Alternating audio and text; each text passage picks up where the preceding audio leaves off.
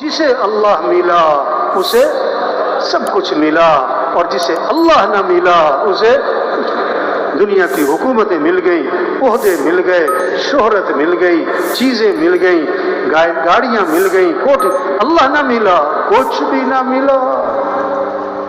تبلیغ میں رخ صحیح کروایا جا رہا ہے۔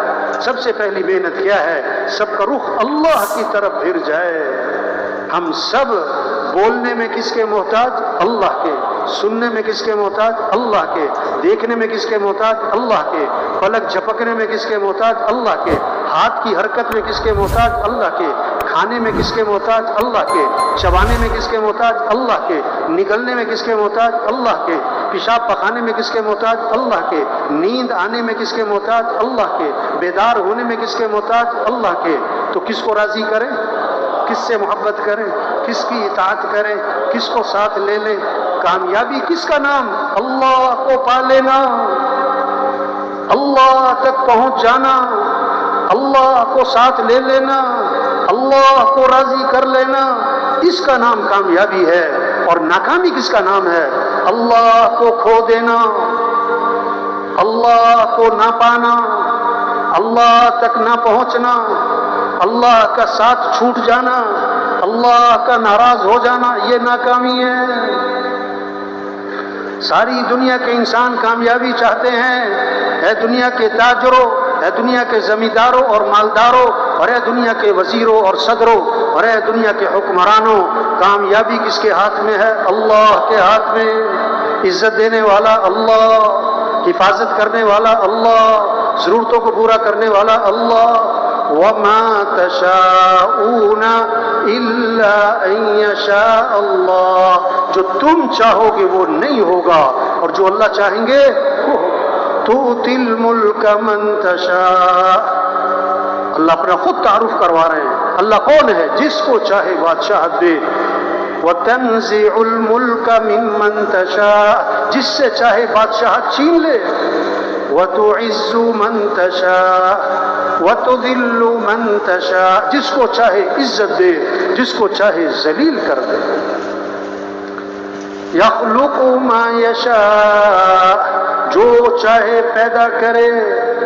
يَهَبُ لِمَن يَشَاءُ إِنَاثًا وَيَهَبُ لِمَن يَشَاءُ الذُّكُورَ أَوْ يُزَوِّجُهُمْ ذُكْرَانًا وَإِنَاثًا وَيَجْعَلُ مَن يَشَاءُ عَقِيمًا، اللہ جسے چاہے بیٹے دے، جسے چاہے بیٹیاں دے، جسے چاہے بیٹے بیٹیاں دونوں دے، اور جسے چاہے نہ بیٹا دے نہ بیٹی دے۔ بادشاہوں کا بادشاہ کون؟ اللہ۔ احکم الحاکمین کون؟ اللہ۔ رب العالمین کون؟ اللہ۔ ہم سب کس کے بندے ہیں؟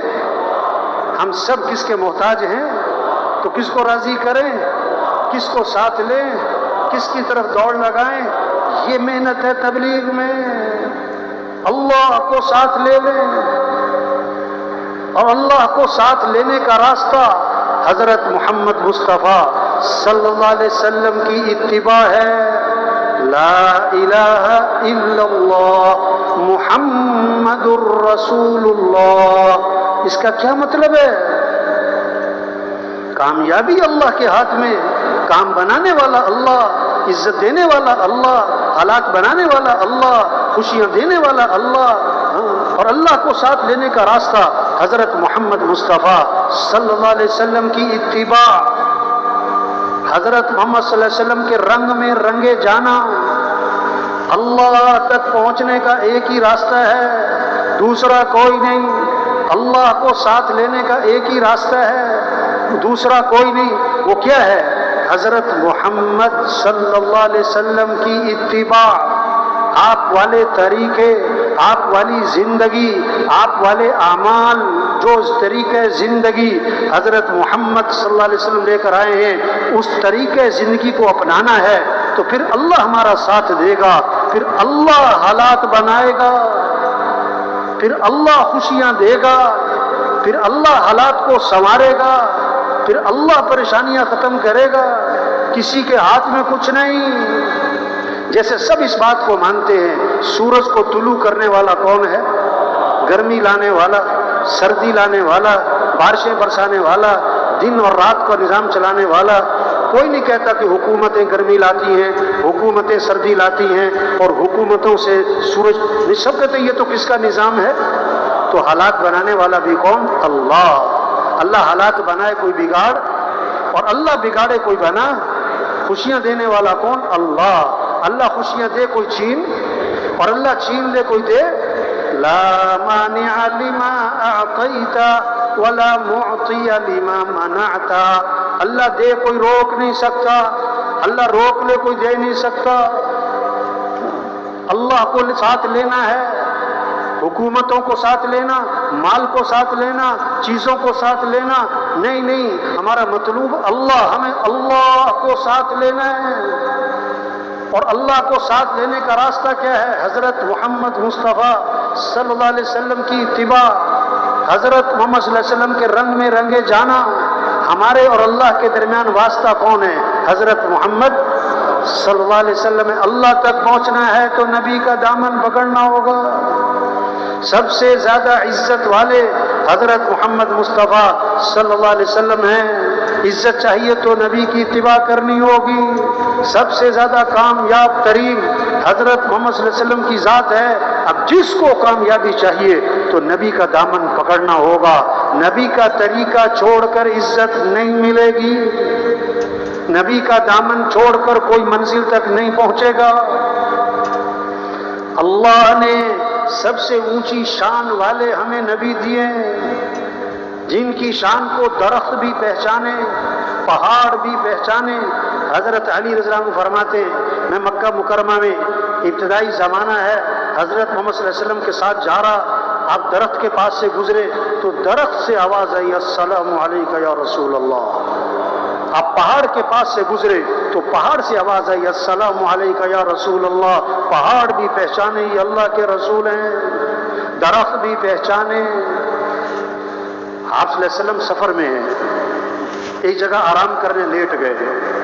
دور ایک کھجور کا درخت تھا، وہ زمین چیرتا ہوا آیا، آپ کے پاس کھڑا ہوا اور واپس اپنی جگہ پر چلا گیا. جب آپ کی آنکھ کھلی صحابہ نے عرض کیا حضور آج تو عجیب ماجرا دیکھا.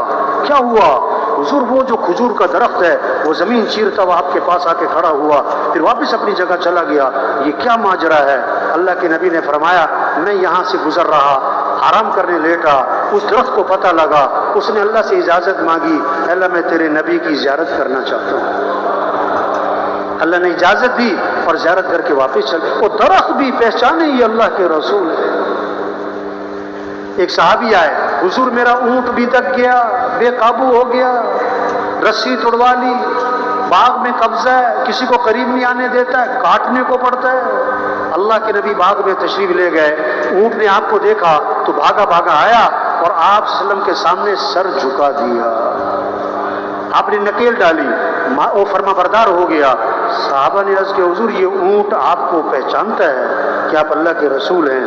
فرمایا اونٹ نہیں، یہ ساری کائنات مجھے پہچانتی ہے کہ میں اللہ کا رسول ہوں اور میں خاتم الانبیاء ہوں، سوائے کافروں اور مشرکوں کے وہ نہیں مجھے پہچانتے، وہ نہیں مجھے پہچانتے.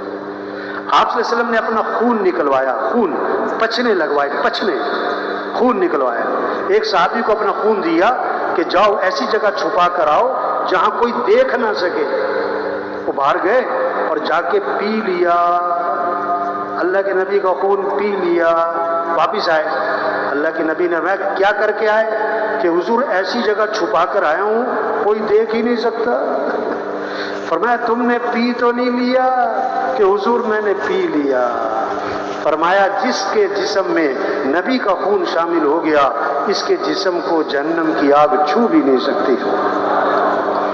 ہاں جو اعمال آپ کی زندگی سے نکلے ہیں ان اعمال میں برکتیں، جیسے آپ کی ذات بابرکت، آپ کے طریقوں میں برکت، آپ کی ذات سراپا رحمت، آپ کے طریقوں میں رحمت ہی رحمت.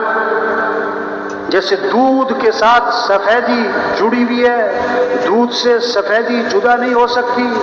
حضرت محمد صلی اللہ علیہ وسلم والے اعمال، آپ والی زندگی، آپ والے طریقے، آپ کی اتباع، اس کے ساتھ عزت جڑی ہوئی ہے، خوشیاں جڑی ہوئی ہیں، برکتیں جڑی ہوئی ہیں، خیریں جڑی ہوئی ہیں. جیسے شہد کے ساتھ مٹھاس جڑی ہوئی ہے، شہد سے مٹھاس نہیں جدا ہو سکتی، اسی طرح حضرت محمد صلی اللہ علیہ وسلم والے اعمال اس کے ساتھ کامیابی جڑی ہوئی ہے.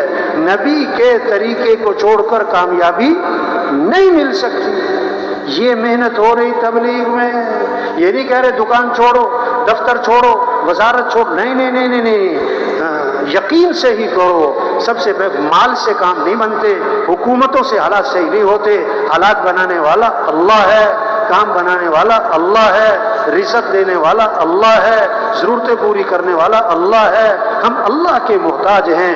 مشکل کشا اللہ ہے، حاجت روا اللہ ہے، ضرورتوں کو پورا کرنے والا اللہ ہے.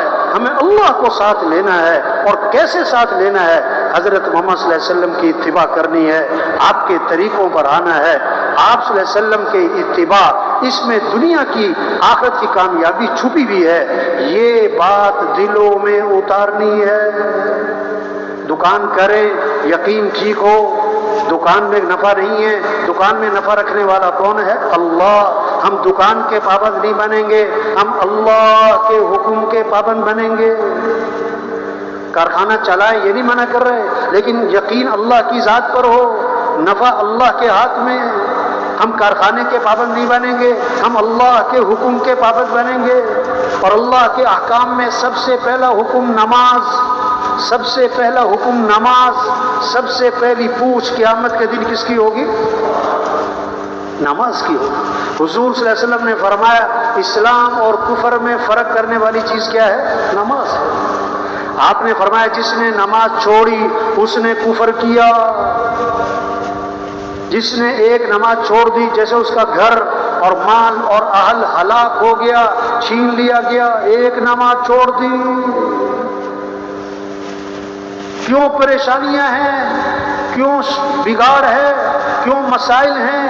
کیوں فساد ہے؟ نماز چھوڑ دی مسلمان نے. نماز پڑھنے والے تھوڑے، نہ پڑھنے والے کیا؟ ہاں دیکھو، صبح ہی صبح مسجد جانے کی فکر ہے کہ دکان جانے کی فکر ہے؟ چاندنی رات ہو، چاندنی رات تو تالاب میں کیا نظر آتا ہے؟ بولو بھائی. اور چاند ہے کہاں؟ آسمان پہ. یہ جو تالاب میں نظر آ رہا ہے یہ کیا ہے؟